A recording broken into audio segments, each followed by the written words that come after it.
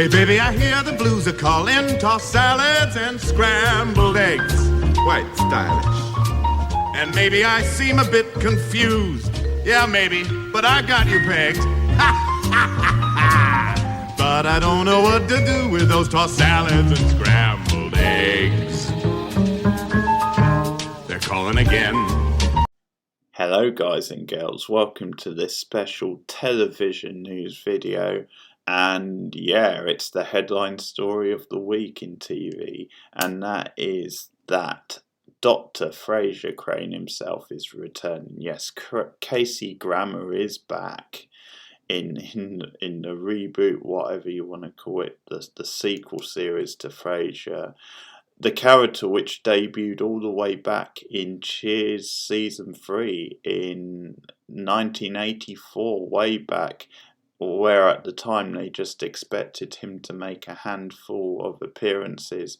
Who knew back then that he would become such a permanent fixture in the Boston bar before getting his unexpectedly successful own spin-off series, which was arguably, by some fans at least, just as good, if not better than Cheers, and was a huge success for him. So, risky business bringing that back after all this time off the air. What can they do with it? How will they update it? Well, I can tell you it's coming to Paramount own streaming service, which is going to be interesting. I think for a limited run initially, and then they're going to see how it does, how it builds from there, what the reaction is. Certainly I know there's been some enthusiastic reactions on Twitter from Fraiser fans. This is gonna attract some keen interest.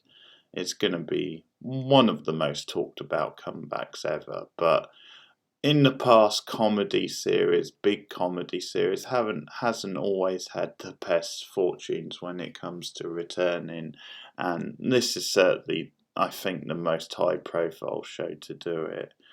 So I guess the question is also who's going to join in Kelsey Grammer, who else from the original cast will join in him. So far it's only Grammer that's signed on, and what sort of things will it cover? Will it have him in a different city playing the bachelor lifestyle again, looking for love, or will Laura Linney make a cameo? That's a possibility. She played Fraiser's girlfriend at the end of the original series, but of course the question remains who from the original cast will return with Kelsey Grammer.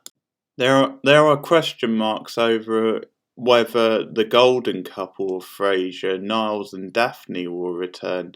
Their will they won't they wrote romantic adventures was such a big pull for the original run and captivated audience for weeks on end. Surely it wouldn't be Fraiser without them, especially Niles as Fraiser's uptight, eccentric brother. I think David Hyde Pierce has to sign on, but there's some doubt over whether he will, and there's even bigger doubt over whether Jane Leeves, who played Daphne in the original show, will sign on, because she has said that she's committed to a role on medical drama The Resident.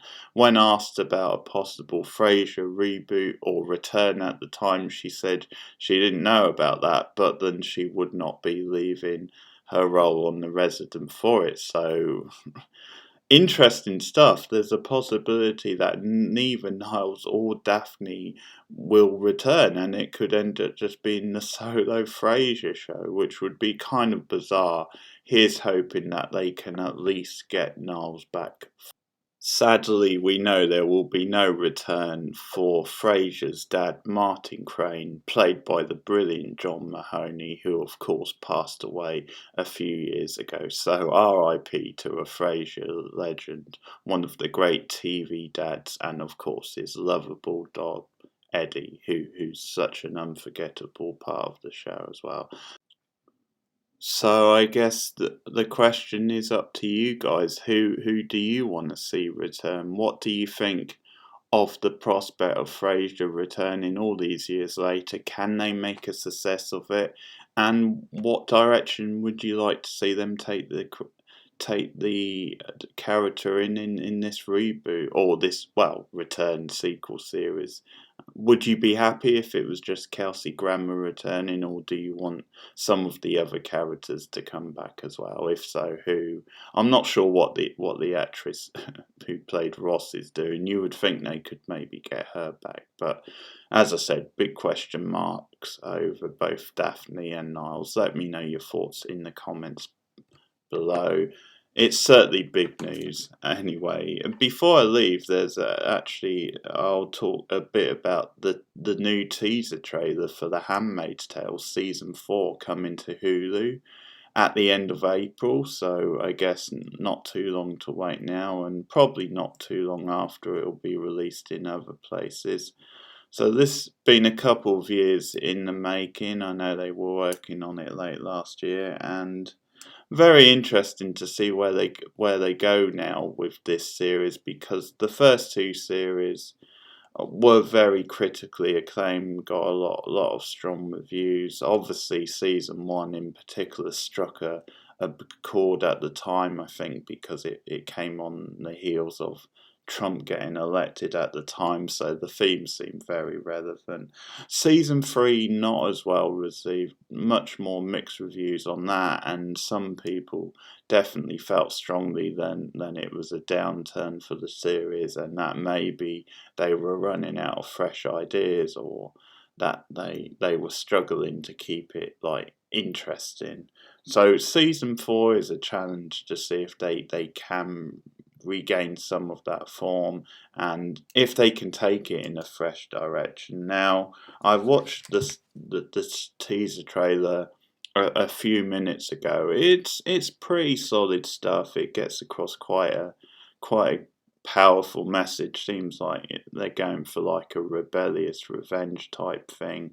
One thing is that we do hear like a radio station that is like dedicated to the rebellion as such, and that's a theme of the series, at least based on this teaser trailer, because it seems all about June getting her own back and rebelling against the people and the system who have hurt her so much over the course of the show.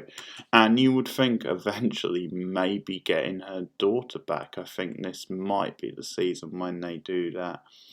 It's a solid enough teaser. Now, one concern that I have is that I think maybe June as a character has gone the distance, has done as much as she can with her arc. I suppose in a way the last thing for her to do is to finally get her daughter back.